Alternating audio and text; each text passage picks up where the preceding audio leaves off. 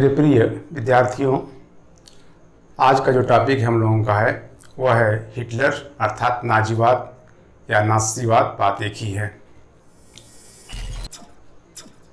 देखिए, पिछले वीडियो में बताए थे आप लोगों को मुसोलिनी और फाशीवाद के बारे में, और हिटलर हो चाहे मुसोलिनी हो, दोनों का एक ही उद्देश्य था, सत्ता प्राप्त करना।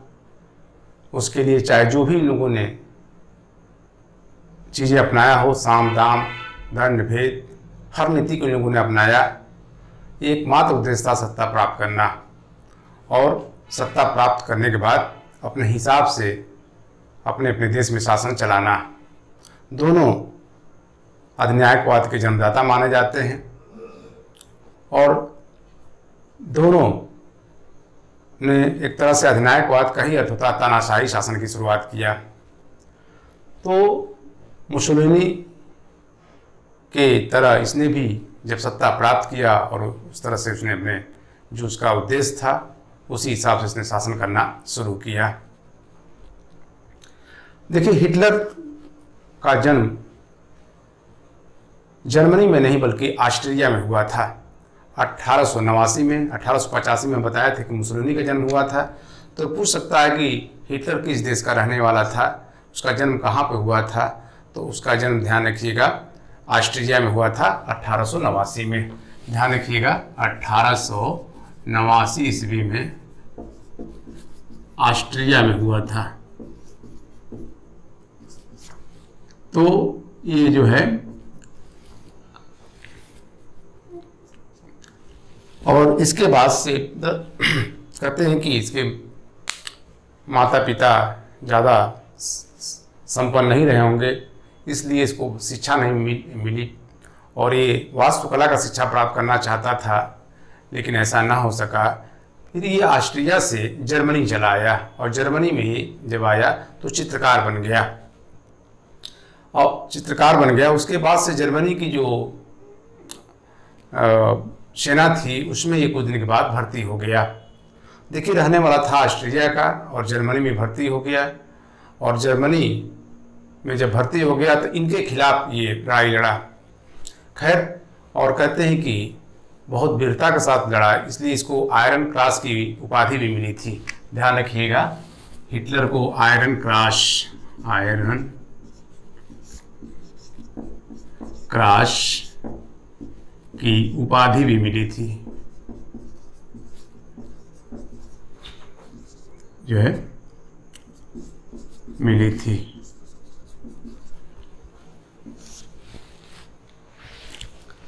कहते हैं कि अब इसकी जो विचारधारा थी ये धीरे धीरे बदलती चली गई। घायल हो गया था युद्ध में।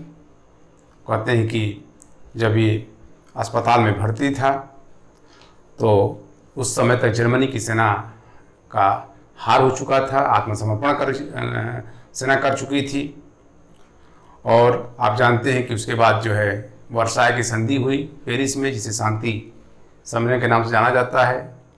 और उसमें जर्मनी के ऊपर एक तरफा युद्ध का भार थोप दिया गया था और 26 अरब डॉलर का भार था, बहुत ज़्यादा थोप दिया गया था। गलती तो फ्रांस की भी थी प्रथम विश्व युद्ध में, लेकिन युद्ध का भार मित्र राष्ट्रों ने, विशेषकर अमेरिका ब्रिटेन ने फ्रांस का पक्ष ले लिया और उसको हर्जाना नहीं देना पड़ा। हम बताए थे पिछले वीडियो में कि इटली भी मित्र राष्ट्रों की तरफ लड़ी थी, लेकिन उसको उतना महत्व नहीं दिया। ये तो खैर अगेन में लड़ा था, जर्मनी तो अगेन में लड़ा था। तब इसको अस्पताल में पता चला कि बहुत अपमानजनक संधि हुई है और एक तरफा भार। तब इसके मन में जो है इस संधि के खिलाफ जो है कठोर शब्दों में इसकी आलोचना किया इसने। और कहते हैं कि यहीं से अब इसकी जो विचारधारा थी वो धीरे धीरे बदलती चली गई और इतनी बदल गई कि ये आप जानते हैं कि आगे चल करके जर्मनी का सर्वे सर्वा बन गया। अब देखिए, तो कहाँ से चला था, क्या बनना था इसको और क्या बन गया। कुछ आदमी का विल पावर होता है, कुछ ईश्वरीय उनको वरदान भी होता है कि वो अब कहाँ जाना है कहाँ नहीं जाना है, लेकिन ज़्यादातर देखा कि व्यक्ति की जो इच्छा जो रहती है और उसी के अनुरूप वो सोचने लगता है, कार्य करने लगता है, तो वही बन जाता है। दोनों में ये चीज़ समानता थी, दोनों हमने बताया था। अब देखिए हिटलर के उत्थान के क्या क्या कारण थे उसकी हम चर्चा करेंगे, और उसके बाद से उसकी जो कार्यशैली थी उसकी भी हम चर्चा करेंगे। तो हिटलर का उत्थान, एक उत्थान कैसे हुआ इसकी चर्चा करेंगे। हिटलर का उत्थान, पहला है वर्साय की संधि। वर्साय की संधि, ये संधि ने हिटलर को बड़ा बल दिया, और आप जानते हैं कि वर्साय की संधि जर्मनी के लिए अपमानजनक संधि थी। अब बड़े पैमाने पर जर्मनी को जो ये भूभाग उन लोगों ने कब्जा किया था उसको उनको खोना पड़ा, उसके अलावा उनको जुर्माना देना पड़ा, सेना को भंग करना पड़ा। तो ये कई ऐसी चीज़ें थी जब वर्साय की संधि जो है अपमानजनक संधि थी, उसका लाभ हिटलर उठाना शुरू कर दिया। दूसरा था साम्यवाद। साम्यवाद, दरअसल रूस का प्रभाव जर्मनी पर जबरदस्त पड़ा था साम्यवाद का।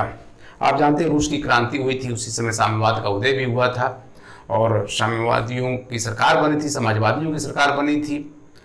तो ये इसका विरोध करने लगा हिटलर ने, तो साम्यवाद का विरोध किया और अपने जो राष्ट्र के जो चीज़ें थीं उसको उसने हवा देना शुरू कर दिया।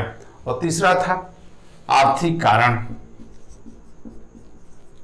आर्थिक कारण, आप जर्मनी जो है जब विश्व युद्ध लड़ा था तो कर्ज लेकर लड़ा था। ध्यान रखिएगा, जर्मनी विश्व युद्ध लड़ा था, वह कर्ज लेकर लड़ा, मतलब अच्छा खासा कर्ज लिया था, वह कर्ज लेकर लड़ा था, लेकर लड़ा था। और तो जब तक कर्ज मिलता रहा कोई दिक्कत नहीं रही। दूसरी चीज़ है, एक तो इसके ऊपर युद्ध का भार थोप दिया गया, और जर्मनी कभी सपने में भी नहीं सोचा था कि हमको इस तरह से अपमान होना पड़ेगा, क्योंकि वो सोचा था कि हम युद्ध को महीना 2 महीना में निपटा देंगे, इतना ताकतवर था भी। लेकिन अत्यधिक आत्मविश्वास भी खा जाता है। यही हुआ कि मित्र राष्ट्रों में अमेरिका जब शामिल हो गया 1917 में, तो उसकी स्टोरी विश्व युद्ध के समय बताएंगे, तो मित्र राष्ट्रों का पलड़ा क्या हो गया, भारी हो गया, और जर्मनी की हार हो गई। तो कर्ज इसको अमेरिका और जो बड़े कई देश थे इसको बहुत कर्ज दिए थे। अमेरिका भी इसमें शामिल था ज़्यादा कर्ज देने वालों में, और अमेरिका बहुत लोगों को कर्ज दिया था, केवल इसी को नहीं दिया था, ब्रिटेन को दिया था, फ्रांस को दिया था, छोटे छोटे कई देशों को दिया था। तो जो ब्याज मिलता था उस ब्याज को ऐसे लेता था और पीछे से जर्मनी को दे दिया करता था। तो जब तक जर्मनी को पैसा मिलता रहा कोई दिक्कत नहीं हुई। लेकिन जब आर्थिक मंदी पड़ी, आप जानते हैं कि 1929 में विश्व में पहली बार आर्थिक मंदी पड़ी थी। विश्व में पहली बार आर्थिक मंदी पड़ी थी।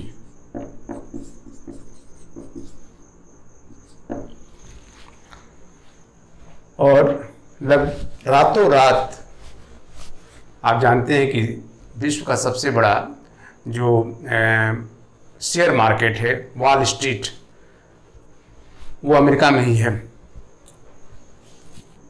तो 12,000 बैंक रातों रात दिवालिया हो गए। 12,000 बैंक रातों रात दिवालिया हो गए अमेरिका के। अब उसकी स्थिति बहुत खराब हो गई। अब जहां वो कर्ज दे रहा था, जहां कह सकते हैं कि ब्याज दे रहा था, वो उसके लिए मुश्किल हो गया, और भयानक जो है बेरोजगारी बढ़ने लगी। और आर्थिक मंदी से हम ब्रिटेन विशेषकर आपको बता दें कि इसके पहले ही जर्मनी में इतना जो उनका मार्क था, आप जानते हैं हर देश की जो रुपया है, जैसे अमेरिका का डॉलर है तो जर्मनी का मार्क है, हमारे यहाँ रुपया है, तो उसका जो मार्क था बुरी तरह से गिर गया।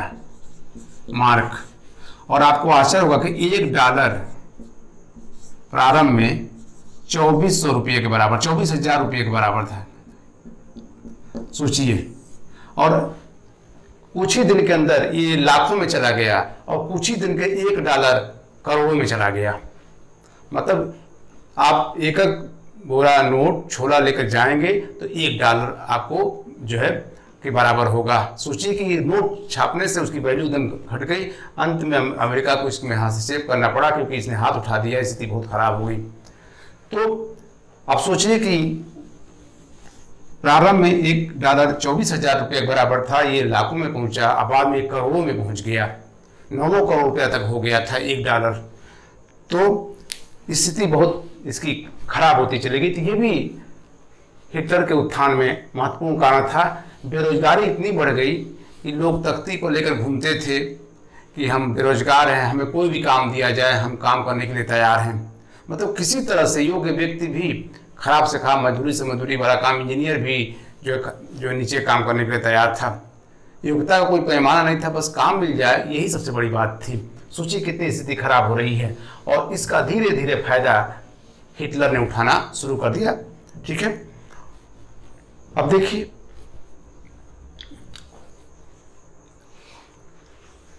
जर्मन राष्ट्रीयता की भावना, चौथा नंबर था जर्मन राष्ट्रीयता की भावना जगाना। दरअसल हिटलर जो था उग्र राष्ट्रवाद का पोषक था, उग्र राष्ट्रवाद का पोषक था और साम्यवादी विचारधारा का घोर विरोधी था। तो राष्ट्रीयता का बीज जगाया लोगों में, जो है जो लोग चाहते थे उसको इसने बहुत अच्छी से रीड किया, पढ़ा लिखा था और बहुत अच्छा वक्ता था, बहुत अच्छा जो है बोलता था और लोगों को इतना अच्छे से अपनी बात को समझा लेता था कि लोग उसमें इतना विश्वास करने लगे कि धीरे धीरे अभी इसके हम आगे बताएंगे कि वो कैसे तेजी से बढ़ता चला गया। अब देखिए, तो इस तरह से उग्र राष्ट्रवाद का दूसरा था व्यक्तिगत, उसका जो गुण था बहुत जबरदस्त था। पांचवा व्यक्तिगत गुण मतलब अच्छा बोलने की शैली, अच्छा वक्ता, लोगों की भावनाओं को समझना, परख लेता था कि हमें क्या करना है क्या नहीं करना है।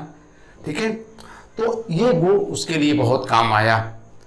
यही गुण हमने बताया था फाशीवादी जो नेता था मुसोलिनी के अंदर भी था। तो दोनों का जो गुण था ये बहुत काम किया उनके जो है आगे बढ़ने में कि एक अच्छा सफल कोई भी नेता हो, एक अच्छा वक्ता होता है तो पब्लिक उसकी तरफ आकर्षित होती है, इसमें कोई दो राय नहीं। और हिटलर खुद कहता था कि एक झूठ को अगर आप कई बार बोलते हैं तो सच साबित हो जाएगा।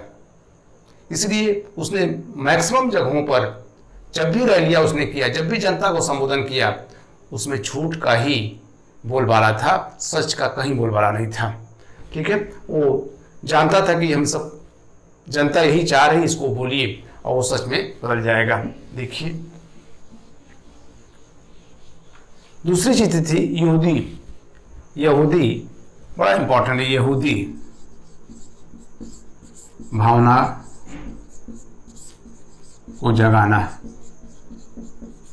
दरअसल ये यहूदी जो लोग थे इनकी संख्या बहुत कम थी, 20% संख्या रही होगी जर्मनी में, लेकिन इनको आगे किया, अब जो है आगे इनको किया एकदम कि अब आगे चलिए, फ्रंट पे रहिए। और जनता में कहा कि ये यहूदी लोग हैं, यही लोग ईसा मसीह के हत्यारे हैं, ये लोग सूदखोर हैं और हमारी जो जर्मन नस्ल है जो जिसको नार्डिक आर्य कहते हैं वह पूरे विश्व में सर्वश्रेष्ठ है और ये निम्न जो है कह सकते हैं वर्ग के लोग हैं, निम्न जाति के लोग हैं।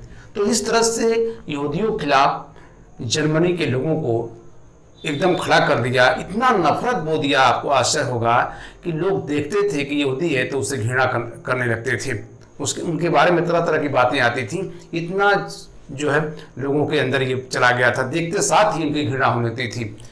तो ये यहूदियों को आगे किया गया और उसके चीज़ों को किस तरह से इसने आगे किया, उसका उसको लाभ मिला। मतलब हिटलर के उत्थान में धीरे धीरे ये चीज़ें होती हैं, ठीक है। अब उसके अलावा था स्वयं ध्यान रखिएगा सेवक दल, इसका गठन किया था इसने।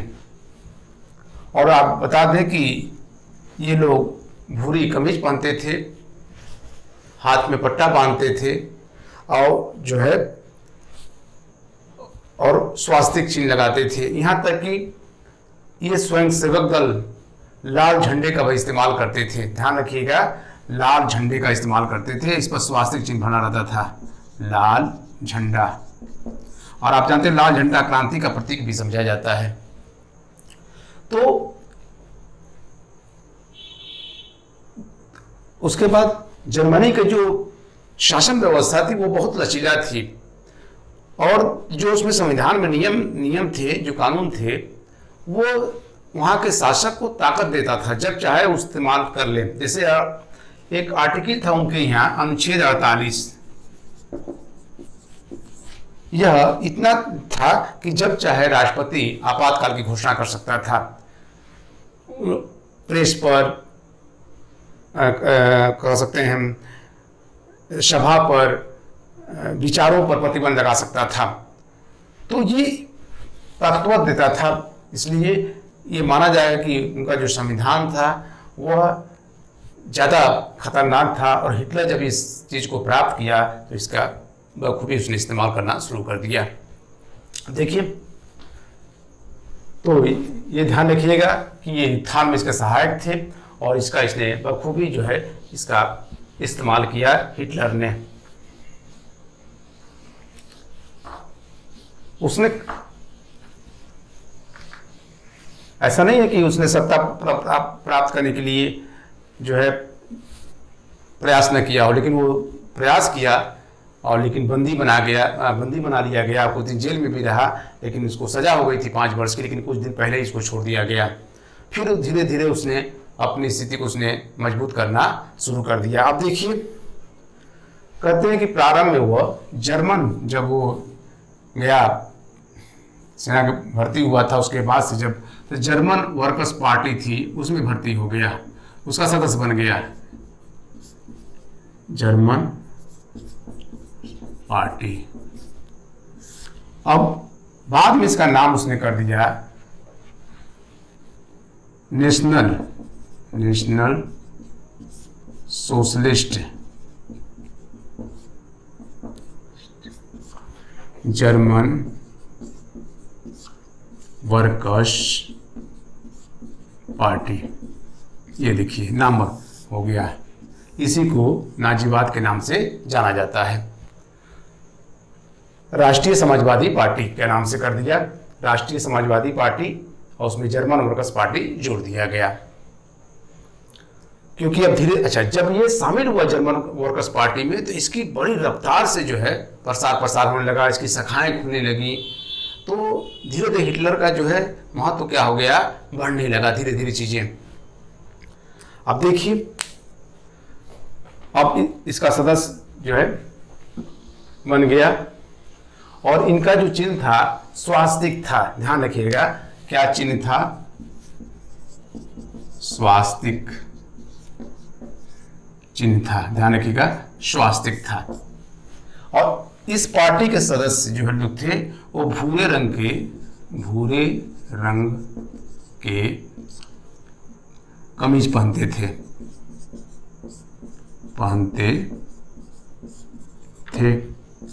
और बाह में पट्टी होती थी और उस पर, और इनका झंडा था जर्मन वर्कर्स पार्टी का लाल झंडा था। ध्यान रखिएगा, लाल झंडा, अभी हम चर्चा किए हैं लाल झंडा।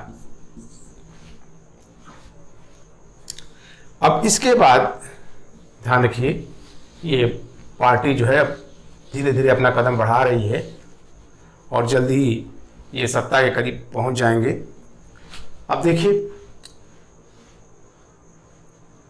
इसने कई बार चुनाव भी लड़ा। धीरे धीरे जब पार्टी का जब बढ़ता चला गया तो चुनाव भी लड़ा 1930 में लड़ा तो उतनी 5 सीटें नहीं मिली। 1932 में फिर ये चुनाव लड़ गया तो ध्यान रखिएगा, हिंडनबर्ग वहाँ के राष्ट्रपति थे, उनके अगेन में इसको जो है, जो कि ये प्रतिष्ठित आदमी थे, इनके अगेन में बहुत इसको जो है सीटें मिल गई और बहुत 37% वोट मिल गया इसको, जो कि बहुत बड़ा माना जाएगा, वो भी एक ऐसे प्रतिष्ठित के खिलाफ। अब कहते हैं कि अब इसने डिमांड करना शुरू कर दिया और अपने जो दल थे, नाजीवादी जो सदस्य थे, उसके माध्यम से ये प्रेशर बनाना शुरू कर दिया। कहते हैं कि म्यूनिख में इसने सभा किया और वहीं पर इसने इस तरह से बातें कहीं, हजारों की संख्या में नाजीवादी जो है इसके समर्थक थे और उनसे मांग किया प्रधानमंत्री का पद, लेकिन उन्होंने मना कर दिया। बाद में कहा कि चांसलर का पद ले लो।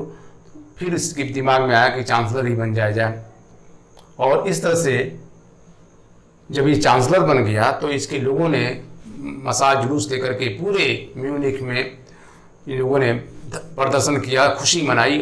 उस टेलर को हिंडनबर्ग ने अपने खिड़की से देख लिया था रात के वक्त। वो समझ गए थे कि अब इसको रोकना बहुत कठिन है और दुर्भाग्य देखी कि उनकी मृत्यु हो गई। और जैसे ही मृत्यु हो गई, इसने धीरे धीरे पूरी उनकी शक्ति को क्या कर लिया, एडाप्ट कर लिया, ग्रहण कर लिया। ये तो आपको बता दें कि 30 जनवरी 1933 को हिटलर जर्मनी का चांसलर बना। ध्यान रखिएगा, चांसलर बना।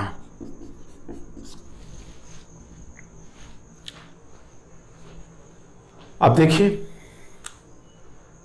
जब चांसलर बन गया, जब उनकी मृत्यु हो गई, तो ये धीरे धीरे सत्ता जो है कब्जा लिया और जल्द ही इसने संसद में नियम कानून पास किया कि जो सरकारी संस्थाएं हैं उस पर अब सरकार का नियंत्रण रहेगा।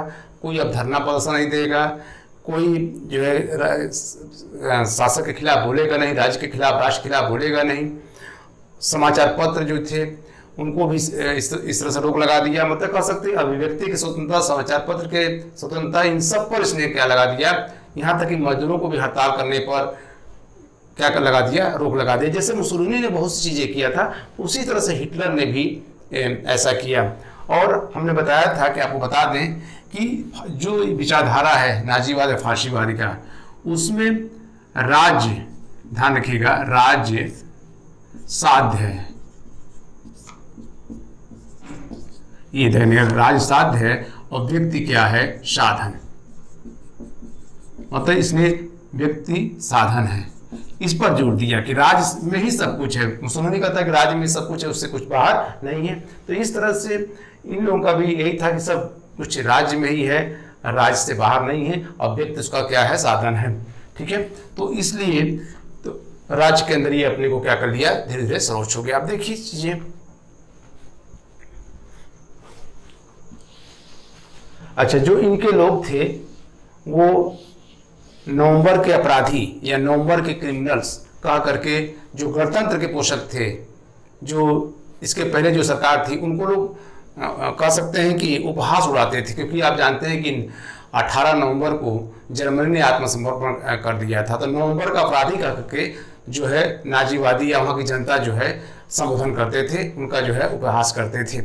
ठीक है, क्योंकि उन लोगों ने घुटने टेक दिए थे, मित्र राष्ट्रों के सामने घुटने टेक दिए थे। तो इस तरह से हर तरह से जो है हिटलर का जो है वहाँ पर मिलता गया। और जो इसका उद्देश्य था, हमने कहा कि इसने अपने उद्देश्य को पाने के लिए हर टेक्निक को अपनाया।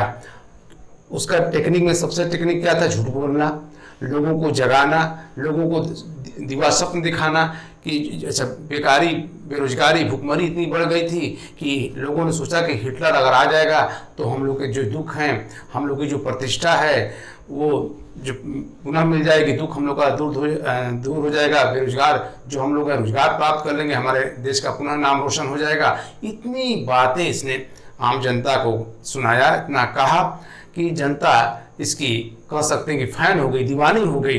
अब इसके जो भी बात करता था, जो भी चीज़ें कहता था, जनता उसका तहे दिल से कह सकते हैं कि स्वागत करती थी। जब भी भाषण देता था तो जनता जो है जोरदार तरीके से ताली बजाकर उसका स्वागत करती थी। मतलब कह सकते हैं कि इसके प्रति वहाँ की जनता एक तरह से अंधभक्त हुई। इसीलिए जो फाशीवाद है, नाजीवाद, वह वीर पूजा मतलब हीरो वर्शिप कहा गया ही, मतलब उनको हीरो, वहाँ के नेता को हीरो कहा गया, हीरो वर्शिप कहा गया। वीर पूजा मतलब व्यक्तियों की पूजा जो है उसमें शामिल था। ये दोनों में ये बातें थी, क्योंकि वो लोग जनता में इस तरह से भाव व्यक्त किए कि जनता जो है उनकी एकदम पूरी तरह से दीवानी हो गई, अंधभक्त हो गई। अब वो कुछ भी कहता था तो अगर गलत भी वो बोलता था तो वो लोग कहते नहीं कि हमारा जो है नेता सही कह रहा है। इसलिए इन मुसोलिनी की तरह इनका भी यही था, एक दल, ध्यान रखिएगा, एक दल एक राष्ट्र और एक नेता, एक नेता। इनका विचार था कि कुछ ही लोगों में बुद्धि होती है, शेष लोगों में बुद्धि नहीं होती है। इसलिए जो बुद्धिमान लोग हैं, जो बिना बुद्धिमान के लोगों पर शासन करने का उनको अधिकार है। तो डार्विन का जो नियम था उसका इन लोगों ने पोषण किया। यही नहीं, कहते हैं हीगल, नित्शे, पिछले बताए थे आप लोगों को, और जैसे लोगों ने भी इसको आध्यात्मिक कह सकते हैं कि बल दे दिया था अपने विचारों से। इतना अच्छा उन लोगों ने अपने विचारों के माध्यम से उनको दे दिया था कि इसके लोग पुजारी हो गए थे। हीगल को तो हिटलर को, ध्यान रखिएगा ये आ सकता है इस टाइम, हिटलर को हीगल का राजनीतिक शिशु भी कहा जाता है, राजनीतिक शिशु कहा जाता है, कहा जाता है।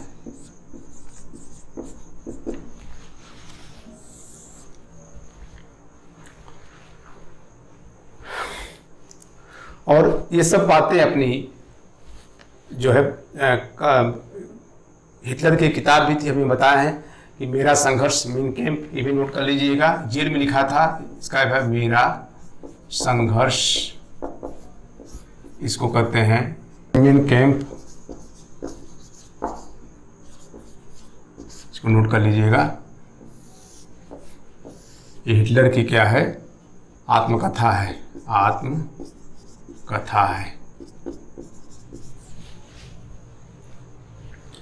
मेरा संघर्ष, मेन कैंप, ये जेल में रह इसके कुछ भाग लिखा। फिर जब रिटायर हुआ, मतलब जेल से रिहा हुआ, रिटायर कर रिहा हुआ, तब इसने इसे लिखा। अब देखिए, तो हमको लगता है सब चीज़ें नोट कर लिए होंगे। अब आगे चलते हैं। जर्मनी का जब पूरा ये बन गया तो उसने देखिए धीरे धीरे इसने, ये बात सही है कि जर्मनी के उत्थान के लिए जो कह सकते हैं कि विशेषकर जो उत्पादन था बढ़ाने के लिए प्रयास किया, और जो आयात होता था उसको कम किया, निर्यात उसने किया, और लोगों को आह्वान किया कि जो देशी वस्तुएं जो जर्मन द्वारा बनाया गया उसका लोग यूज करेंगे, तो ताकि जर्मनी की स्थिति क्या हो जाएगी, सही हो जाएगी। तो इस आधार पर भी काम किया। लेकिन उसका जो अर्थमंत्री था उसने देखा कि हिटलर जो है पैसा हथियारों पर ज़्यादा खर्च कर रहा है। उसने मना किया कि आप जो है हथियार इत्यादि विस्तारवादी नीति को आप त्याग दीजिए, नहीं तो दिक्कत हो जाएगी। लेकिन उसने कहा कि सब युद्ध से ही हासिल हो सकता है। उसने सोचा कि युद्ध से हम क्षेत्र कब्जा कर लेंगे तो अपने आप हमको धन प्राप्त हो जाएगा। अच्छा, आबादी भी थी, वो चाहता था कि जब विस्तार होगा तो हमारी जो जनता है वो दूर दूर जगहों पर जाएगी और हमारे जो है देश के प्रति, हमारे के प्रति वो उनका श्रद्धा भाव रहेगा। तो इस तरह से ये विस्तारवादी नीति का भी इसने प्रण किया और हथियारों का जखीरा अपने यहाँ इकट्ठा शुरू कर दिया। कहते हैं कि ये सब कई कंट्री देख रहे थे, यहाँ तक ब्रिटेन भी देख रहा था, लेकिन रोकने का प्रयास नहीं किया। ब्रिटेन की भी बहुत जो उसकी तुष्टिकरण नीति है वो द्वितीय विश्व युद्ध को जन्म दे दी। तो ये सब सारी चीज़ें थी जो उस पर ध्यान देने की जरूरत थी। जो राष्ट्र थे कि वो क्यों हथियार मंगा रहा है, उसका क्या यूज करेगा, तो इस पर अगर रोक लग गई होती तो शायद द्वितीय विश्व युद्ध का जन्म नहीं होता और इतने बड़े पैमाने पर जान माल की क्षति नहीं होती। ठीक है, तो ये ध्यान उन राष्ट्रों ने नहीं दिया जो ताकतवर थे, जिनको सोचना चाहिए था। खैर, अब देखिए उसने, अच्छा, अब जब पूरी तरह से सत्ता प्राप्त कर लिया तो अब समाचार पत्र, रेडियो, टेलीविज़न सब पे उसका कब्जा हो गया। और एक तरह से कहते हैं प्रोपेगेंडा। देखिए प्रोपेगेंडा क्या है? प्रोपेगेंडा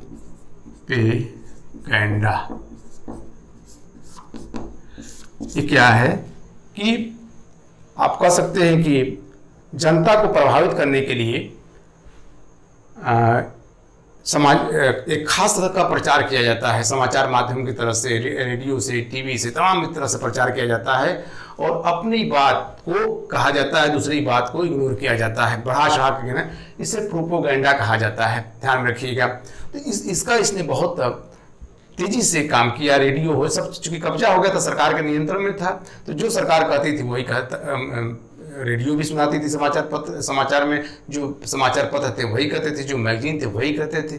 मतलब कुल मिलाकर हिटलर ने इस पर पूरी तरह से कब्जा कर लिया। और दूसरी चीज़ें, बाहर कोई बात जो है यहाँ से जो बातें होती तो बाहर नहीं जा पाती थी, इस पर भी इसने रोक लगा दिया और कहा कि अगर जर्मनी के लोग हैं और बाहर रह करके अगर जर्मनी के खिलाफ अनाप शनाप कर रहे हैं तो उनके यहाँ पे जो रिश्तेदार उनको बंधक बना दिया जाएगा, हमको कठोर यातनाएं दी जाएंगी। तो इस तरह से उसने वहाँ पर चेतावनी दिया कि जो बाहर चले गए हैं वो हमारे खिलाफ कुछ बातें ना कहें। तो ये देखिए इसकी बड़ी सूझबूझ थी। और अब देखिए दूसरा, हमने कहा कि यहूदियों को निशाना बनाना शुरू कर दिया क्योंकि उनकी संख्या कम थी और यहूदियों को कहा गया कि ईसा मसीह के हत्यारे हैं और ये सुदखोर हैं और इनको इतना कह सकते हैं कि किनारे कर दिया कि आपको बता दें झंडा वो नहीं फहरा सकते थे।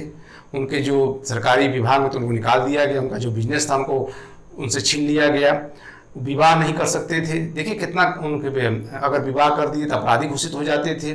तो पूरी तरह से स्कूलों में जो यहूदी शिक्षक थे उनको निकाला गया और बहुत से वो यहूदी जो थे वो जर्मनी छोड़कर चले गए क्योंकि इतना उनके साथ मतलब खराब व्यवहार शुरू हो गया। तो 1900 आपको बता दें 1933 से 1939 तक अभी ये रहा उनके साथ, ठीक है। फिर 1940 से 44 तक उनके साथ दूसरा व्यवहार किया। यहाँ तो अभी उनको छीना जा रहा है उनका अधिकार, यहाँ मारा जा रहा है, कहा कि इनके जीने का हक नहीं है और जो जर्मनी जाती है वो सर्वश्रेष्ठ जाती है। तो उससे रंग रूप से सब एक ही थे, ऐसा नहीं था कि आप बहुत ज़्यादा डिफरेंट नहीं कर सकते थे, लेकिन उनकी पहचान थी। वो कह सकते हैं कि पीला कार्ड लिए रहते थे और इस तरह से उनके साथ जो है बहुत बुरा सलूक होना शुरू हो गया। इतना हुआ कि गैस का चैम्बर बनवाया था, उसमें बड़ा बड़ा चैम्बर्स होते थे, बिजली के जो है कह सकते हैं कि यातना गृह बनवाया था, उसमें खंभे पर बिजली के तार दौड़ता था, उसमें छोड़ देता था, आप इधर जाएंगे तो मर जाएंगे, इधर जाएंगे तो मर जाएंगे। गैस चैम्बर में ये उसमें कह सकते हैं कि नहाने के बाथरूम टाइप में बनवाया था, फुहारा टाइप, सब आर्टिफिशियल था। लोग सोचते थे कि हम लोग अंदर जा रहे हैं कुछ होगा नहीं, और गैस छोड़ दिया जाता था और उसमें हजारों लोग मर जाते थे एक बार में। भाई टेक्निक आ गई थी, इतनी विज्ञान आ गया था कि हजारों लोग एक बार में मर जाते थे। लाखों यहूदियों को इसने क्या कर दिया, यहूदियों को मरवा दिया,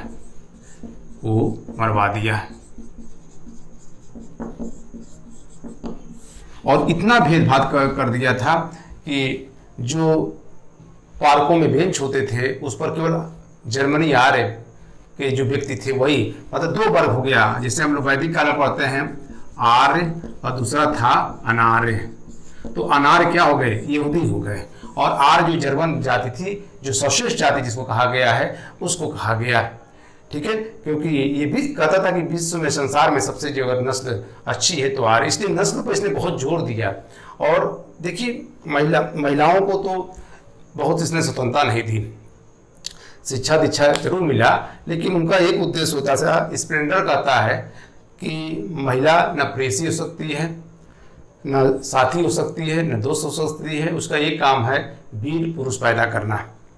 मतलब वो हिटलर ने भी इस तरह से नियम बनाया, अपनी कहता कि मेरी माँ मेरे राज्य की प्रथम नागरिक है, माँ को सम्मान दिया, लेकिन सारी महिलाएं ऐसा नहीं था, ऐसा नहीं था। और जो दुर्बल महिलाएं होती थीं उनको या तो बंदी बना दिया था या शादी विवाह से रोक दिया जाता था। जो पुरुष दुर्बल होते थे उनको भी रोक दिया जाता था, क्योंकि जानता था कि संतान अच्छी नहीं पैदा होगी, नस्ल अच्छी नहीं पैदा होगी तो फिर हमारे राज्य के लिए क्या होगा। तो एक उद्देश्य था कि जो जर्मन महिलाएं हैं अच्छी नस्ल पैदा करें।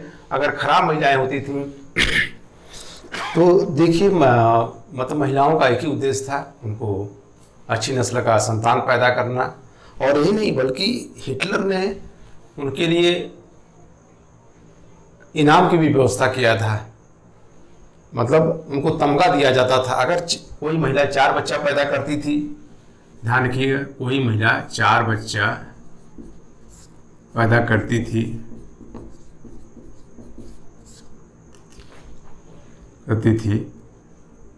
तो उसे कांसा का तमगा दिया जाता। कांसा का तमगा। 6 करती थी, 6 बच्चा पैदा करती थी तो चांदी।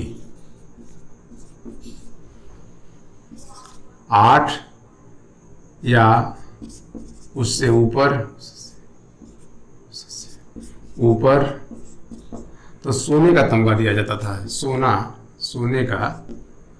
सोना का तमगा दिया जाता था। ये देखिए, अगर कोई महिला, ध्यान रखिएगा कि उल्लंघन करती थी किसी बात को लेकर तो उनके साथ कठोर व्यवहार भी किया जाता था। उनको मुंडन करा करके उनके गले में तख्ता डाल करके, तख्त डाल करके और उस पर लिख दिया जाता था कि मैंने राष्ट्र का जो है नाम मलिन किया है, हाँ, इसलिए मुझे ये सज़ा दी गई है। उनके परिवार को बंदी बना दिया जाता था, उसको कठोर यातना दिया जाता था। तो सोचिए ये महिलाओं के लिए था, मतलब महिलाओं को अच्छा ये भी कहता है कि उनको जो शारीरिक शिक्षा देना चाहिए, बौद्धिक शिक्षा देने की कोई उनको ज़रूरत नहीं है।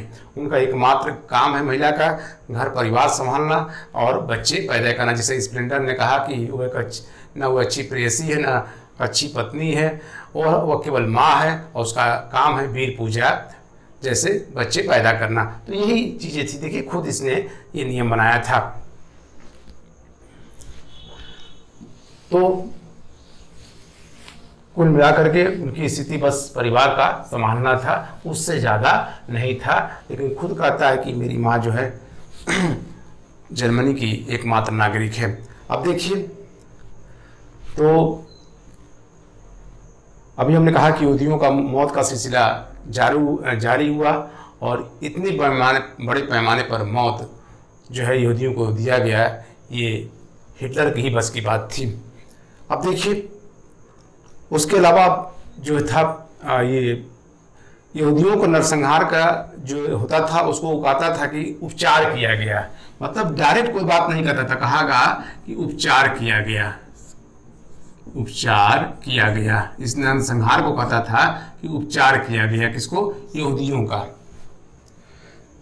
खैर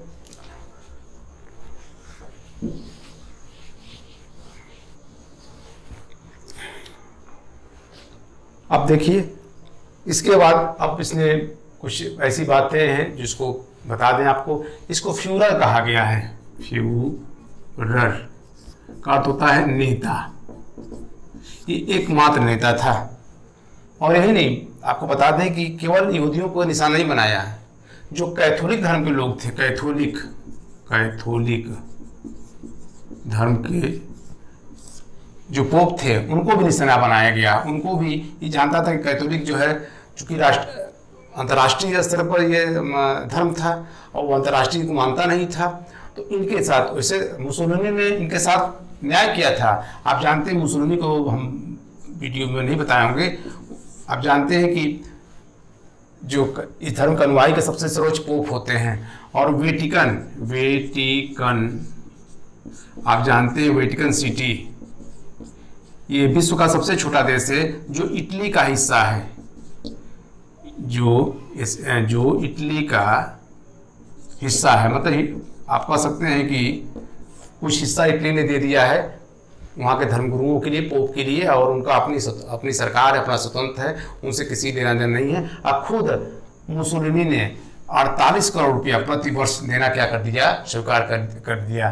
तो वो तो उसने मान्यता दिया क्योंकि वो नहीं लड़ना चाहता था, वो जानता था कि इनसे दिक्कत होगी। लेकिन हिटलर ने इनके साथ क्या किया, नाइंसाफ़ी किया, इनको बंदी बनाया गया, जो नहीं माने उनको मौत के घाट उतार दिया गया, और एकदम कह सकते हैं कि कुचल दिया, एक तरह से कह सकते हैं। तो दोनों में ये चीज़ें अंतर थी। मुसोलिनी ने इसको संरक्षण दिया, इसको पोप को माना, और हिटलर ने मानने से क्या कर दिया, इनकार कर दिया। फ्यूहरर, इसको नेता कहा जाता है हिटलर को, ये भी जान लीजिएगा। और कहता था कि इसके अनुयायी कहते थे कि विश्व में केवल एक जो है, हम जर्मनी में एक केवल होगा धर्म, वो होगा न पैगंबर रहेंगे, न ईसा मसीह रहेंगे, ना अन्य कोई रहेगा, केवल हिटलर रहेगा, नाजीवाद रहेगा। तो नाजीवाद एक धर्म रहेगा, इस तरह से जो है उनके अनुयायी, उनके लोगों ने कहना शुरू कर दिया था। कुल मिलाकर के हिटलर की ही जो बात होती थी वो धीरे से आगे कर देता था, उनके अनुयायी उसको कहना शुरू कर देते थे।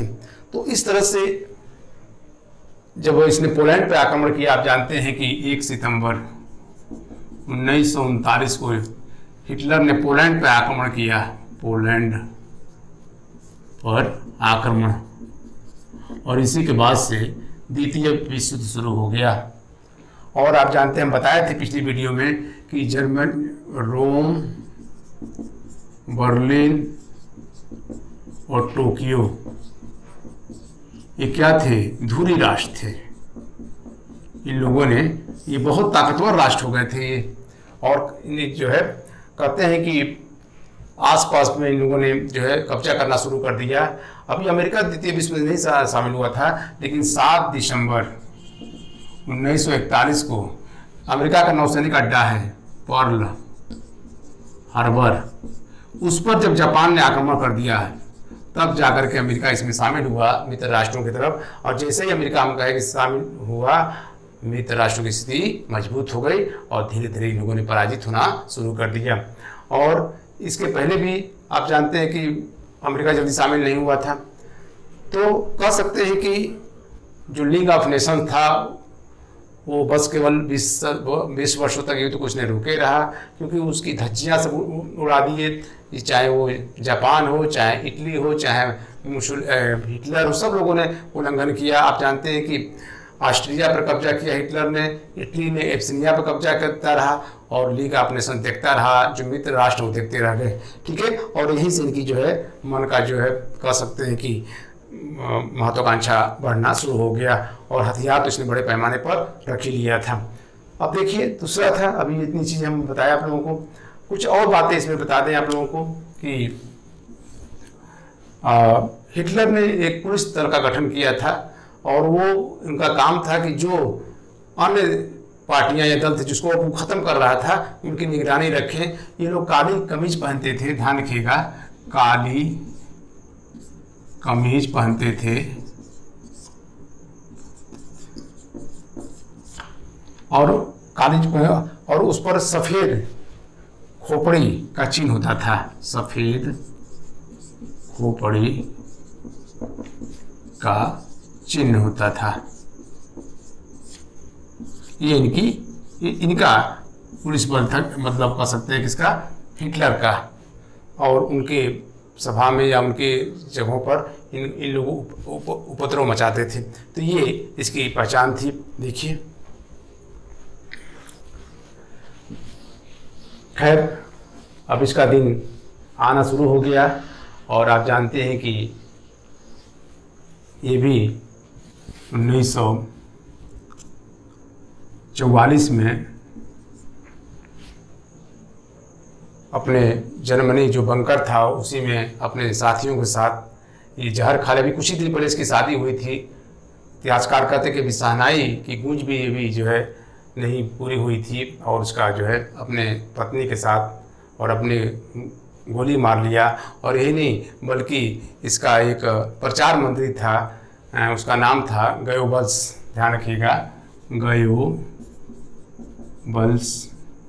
ये भी जो कि पूरा दाहिना हाथ था, इसने भी आत्महत्या कर लिया उसी बंकर में। तो इस तरह से मित्र राष्ट्रों की जीत हुई और एक तानाशाही शासक का अंत हुआ, जो जिनका बस एक उद्देश्य था, जैसे भी हो शासन करना। और इस तरह से फाशीवादी और नाजीवाद का जो है अंत हुआ। और आपको बता दें कि अभी हमने बताया कि प्रोपोगेंडा क्या है, युंग फोक क्या है, ये भी जरा बता दें। युंग फोक ये 14 वर्ष से कम उम्र के बच्चे इसमें शामिल होते थे, कम उम्र के बच्चे शामिल होते थे। और उसमें राजभक्ति की चीज़ें बताई जाती। धीरे धीरे मतलब जो बच्चा स्कूल जाने लगता, प्लस शिक्षा पर से नियंत्रण स्थापित कर लिया ना कि उसके मन में ही चीज़ें बीज डाल दीजिए कि हिटलर जो कह रहा है वो सही है, जो नाजीवाद के लोग कह रहे हैं वो सही है। एक दल रह गया, कोई दल नहीं, खत्म कर दिया गया, सारे दल को खत्म कर दिया गया। पूरे जर्मनी में एक दल रह गया था, जो दल बचे थे उनके लोगों को बंदी बना लिया गया, उनको मार दिया गया। पूरी तरह से कह सकते हैं कि हिटलर का जर्मनी पर एकदम नियंत्रण हो गया और इसकी जो विस्तारवाद नीति थी वो काफ़ी हद तक सफल हुई। और कह सकते हैं कि जो बिस्मार्क नीति अपनाया था जर्मनी का जो शासक था बिस्मार्क जो है, तो उसका भी जो बिस्मार्क की भी नीति थी लौह रक्त की। तो हीगल को इसको कह सकते हैं कि चाहे नाजीवाद हो फांसीवाद हो पुजारी कहा जाता है। तो ये हीगल को ही क्यों, कांट को ही कहा जाता है, नीत्शे को कहा जाता है, तमाम ऐसे जो विचारक हैं जिनको इस तरह से कहा जाता है, रूसो भी इसमें शामिल हो जाते हैं। तो इस तरह से हिटलर का अंत हुआ और अंत होना था ही, और हमें काफ़ी हद तक इसमें हमने कवर कर लिया है। और इस पर कुछ क्वेश्चन हम करा देंगे, जो स्टेटमेंट आते हैं जहाँ तक हो सकेगा उस पर भी कुछ क्वेश्चन करा देंगे अगली वीडियो में। और इस तरह से हमारा जो वीडियो अब अगला जो वीडियो आएगा वो लाइव होगा, उसकी सूचना आप लोगों को जो है दे दी जाएगी सुबह में ही। धन्यवाद।